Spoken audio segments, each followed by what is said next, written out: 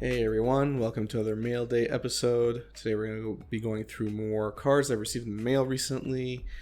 I think people are enjoying these quite a bit, so I'll start off with the usual quick lineup just to get a bit of a preview of what I'm going to be going through today. It's going to be interesting. Let's get started. First one is Scavenging Ooze. Let's take a look at this one. So this is the new M21 extended or alternate art.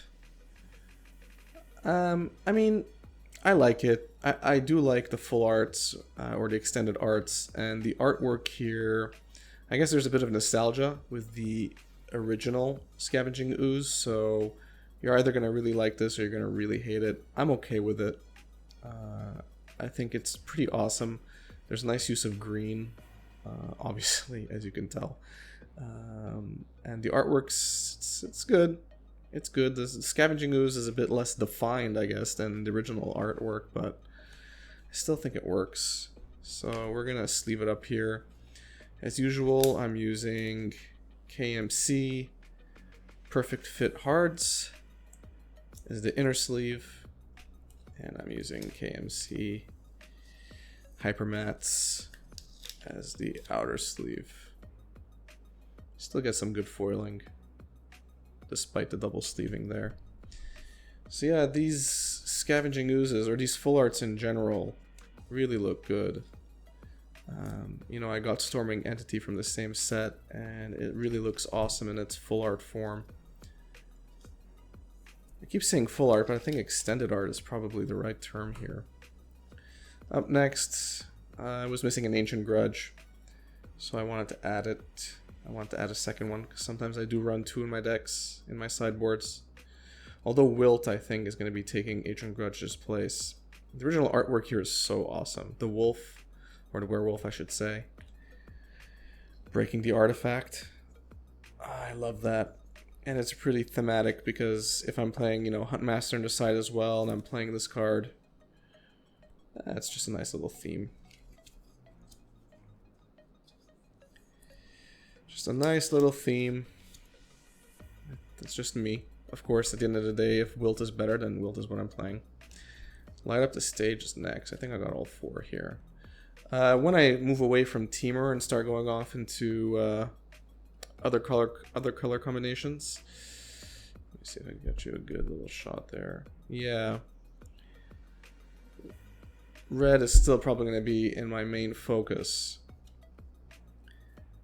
So Light Up the Stage is definitely a card I want to try out. Spectacle is pretty awesome. As an ability. The artwork on these looks pretty great, actually. Look at that. That's so cool. That really, really is cool. That artwork is awesome. I love it. Card's also pretty good. Helps you get more gas when you need it. Essentially extends your hand size temporarily, which is always a good thing. Always got to be careful with these perfect fits. They really are tight, which is great, but you don't want to bend your card when you're getting it in there.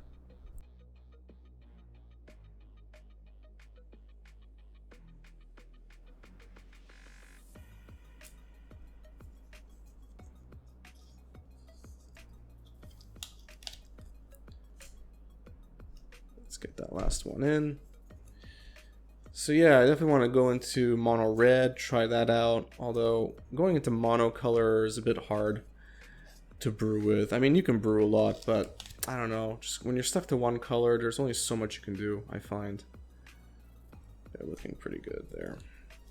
So we'll see. I still want to stick to either Gruul or Simic. I don't know. We'll see. Destructive Revelry, same thing. I needed a second one. It's a little bit more rare when I'm running two in the sideboard, but why not? Why not just have two to round it out? A bit harder than you think to find it in foil, actually. But hey, it's useful. This card, yes, it is Modern legal. I think a lot of people still forget that. Again, more sideboard tech on this one. I figure if I'm playing, you know, cards like Delver of Secrets, sometimes I want it to survive, and Pyroclasm kills it. So if I have the ability to just hit creatures without flying, I probably put that on the wrong way. I'll fix it next time. Next time I decide to play with it. But yeah, if basically, let me just finish that thought. If I want to hit just ground creatures, essentially, this is a good way to do it for the same amount of mana. The artwork is actually pretty hilarious. Poor guys. So yeah. Oh, next one. Oh yeah. Joel Royale. That's how I'm going to pronounce it. First of all, artwork is pretty badass. Look at that. She's just there saying, yeah, I have these panthers or panther-looking like creatures behind me. I don't really care. They're on my side. What I really like about her, though, is her ability. I have a couple of decks brewing with her that center around drawing a lot of cards. So her ability to create a 2/2 creature when you draw your second card on each turn is pretty powerful. Her finisher there, you know, for 2 green and 4 generic, you know, pumping all your creatures essentially. That's pretty good, but it's really her first ability that's awesome. She is a legendary, so it makes her a bit tricky to, you know, play in multiples. But yeah, I have a few decks brewing, and pretty soon I'm gonna have one posted with her in it. I believe the first one is going to be Teamer Hatching Delver, using hatching plans. I think you're going to see some of those pieces in this mail day. And yeah, she's going to be in there as well.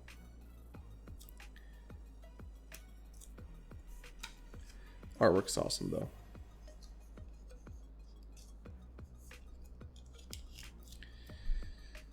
Utopia Sprawl. So I was supposed to get all 4 a while ago, but one of my shipments from Channel Fireball got lost. I think Channel Fireball lost maybe several $1,000s worth of mail through UPS, so I'm hoping that was insured. Anyway, one of my orders had my last Utopia Sprawl in it, and I had to get a new one. Luckily I got my money back, so thank you, Channel Fireball. Anyway, that artwork, so colorful. It's awesome. They've reprinted Utopia Sprawl, they never changed the art, and I think that's just great.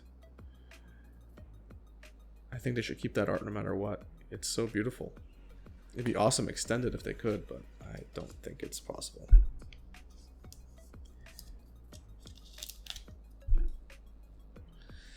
Here's the gate. Again, we played a lot less in Magic in Modern, now, but I really wanted to get a couple of these. And the artwork, it's mostly the artwork why I got this version compared to the other ones. I knew that this was going to look so good in foil, and it really, really does. The mix of the red and the blue. I want to try and show it to you guys. That little mix when foiled really, really looks nice. It's a bit bent though. I don't know if you can see that. There's a bit of a curve on that one. Hopefully I'll get rid of that with some dry air and some flattening.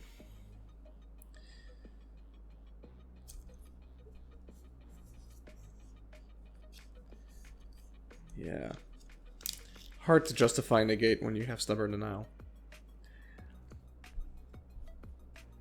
Alright, these are filling up with air. Finally got more of these. Again, really hard to find in foil. Everyone's buying them out. Looks like it's the new sideboard tech against graveyards, at least in Modern. I figured I should have a few, because when I'm sleeving up, I want to have my options open in terms of what sideboard cards I want to play. So this one's looking pretty good. Alright, so talking about the brews I'm working on that deal with a lot of card draw. This one doesn't really have to do much about card draw, but Dreadhorde Arcanist is definitely in those decks, or at least in one of them. And yeah, this one, I know they're playing it in Legacy Delver, at least in some Legacy Delver variants. Definitely understand it there, considering that the one mana spell, the one CMC spells that they play in Legacy are infinitely more powerful than the one CMC spells we play in Modern. That being said, when I display that, when I share that deck with you guys, you're gonna see why I played Dreadhorde Arcanist in it. Suffice it to say, if the effect is pretty awesome, and if you could somehow pump its power, which I don't plan on doing in my deck, but if you can, then it's kind of hilarious. Because, come on. I mean, it's kind of like Snapcaster Mage slow, the slow Snapcaster Mage. I mean, extremely, you know, powered down Snapcaster Mage, but nonetheless, you're recasting spells in your graveyard, and then they're getting exiled. So it's a very similar like effect, but obviously it's not flash based, but it is repetitive, which Snapcaster is not, right? Snapcaster is only once. So here are some lovely foiled and curled cards. They are very old, I'll give them that. Let's talk about the artwork first. There's another one with Perilous Research, where the artwork is just like some guy's head and it's kind of being cracked open or something. I don't like it. This artwork, this is the original artwork. I believe this is Cold Snap, right? That artwork is awesome. The Cold Snap foiling, if you guys remember Commandeer, the Cold Snap foiling, especially in blue, Jesus, it's so strong. Unfortunately, so is the curling. The curling on this is horrible. Look at that. You guys see that, right? Whew. That is curled. I don't think it could stand. Can't stand, luckily. But that curling is pretty rough. I'm hoping, again, some dry air and some flattening techniques will help. It's so curved that it's wanting to bend when I'm putting it in the sleeve, so I'm going to be extra careful. But yeah, you can see. It's a bit hard to focus, but you can see it's leaving a bit of a gap because it's curving with the sleeve. Yeah, sometimes with the old foils, I mean, I know we complain a lot about brand new foils, pack fresh foils curling, which is, you know, inexcusable. But all foils are prone to curling if you don't take care of them. Especially in an extremely humid environment. I'm going to assume these cards were. They were not taken care of, and thus the extreme curling. Although, again, not as bad as some of the newer curls that I'm seeing in pack fresh cards. I hear the foiling in Double Masters is actually pretty good. So I'm hoping that's true. That holds true. So Perilous Research is kind of hilarious when you pair it up with the next card that you're going to see here. So you're kind of getting a spoiler here of Temur Hatching Delver. So keep it in mind, okay? So draw 2 cards and sacrifice a permanent. Alright, so seems like a weird trade-off. But of course a permanent can be a token, right? So already not that bad. A permanent can also be this card. So Hatching Plans. There you go, Hatching Plans. Artwork is interesting. I wouldn't say it stands out, but okay. Reminiscent of old magic, I suppose. So it's an enchantment, and when you cast it, it does nothing. But when it's put into your graveyard from play, you draw 3 cards. So, Perilous Research, sacrifice Hatching Plans, draw 3 cards. So that's 5 cards in one fell swoop. It's friggin' hilarious. I did this with several opponents, and they all reacted in various ways. Because drawing that many cards for so little in Modern is kind of unheard of. And yeah, I'm building a deck basically around this. There's a lot of other pieces and I'm waiting to come in. Hatching Plans is the kind of the centerpiece. Still waiting for more hatching. I'm waiting for 2 more copies of Hatching Plans to come in. So you guys will see that on a later mail day video, I guess. And then, last but not least, another piece of the puzzle here is Crack the Earth. So each player sacrifices a permanent. So I guess, I mean, you can tell, obviously, I can sacrifice Hatching Plans. And yeah, I draw 3 cards. The added effect is that my opponent has to sacrifice a permanent as well. So this is kind of funny, because now out of nowhere our opponent is having to choose what permanent goes bye-bye. And yeah, if they don't have a lot, if they do this early on, turn 2 or turn 3, that can be pretty brutal. So yeah, it kind of has 2 roles here. Worst case scenario, I don't have Hatching Plans in play, but the deck I'm playing this with does generate quite a few tokens. So I can just sacrifice a token because I don't really care. They're disposable, and our opponent most likely does not have any tokens. And they're going to have to sacrifice most likely a land. And whether it's a land or it's not, I don't really care, because they are doing something they did not expect. So Crack the Earth in conjunction with Hatching Plans is just kind of hilarious. And funnily enough, Dreadhorde Arcanist can allow you to recast this from the graveyard, which is also funny. So why not? Whether you have Hatching Plans on the battlefield or not, why not?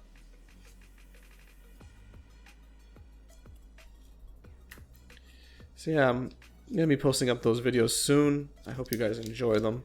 It's a pretty hilarious deck to play. Let's just get that in there.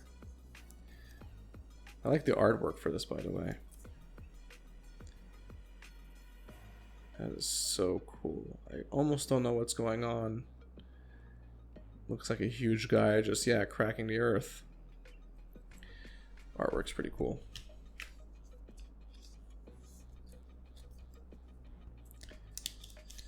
Alright, we got through mail day. Let's take a quick look again. That's all the foils we got. I think of the ones here, of this mail day, I think I like the artwork on Perilous Research the most, of all the artwork that we have here. Yeah. Yeah, look at that. Looks really, really nice. So thanks a lot, guys. Thanks for sticking around. I hope you enjoyed this video. I hope you laid back and relaxed. If you enjoyed it, give it a thumbs up. If you enjoy my content in general, please subscribe. I would appreciate it. Hit that notification bell so you get more notifications when I post more content, which I do weekly. Thanks, and have a good one.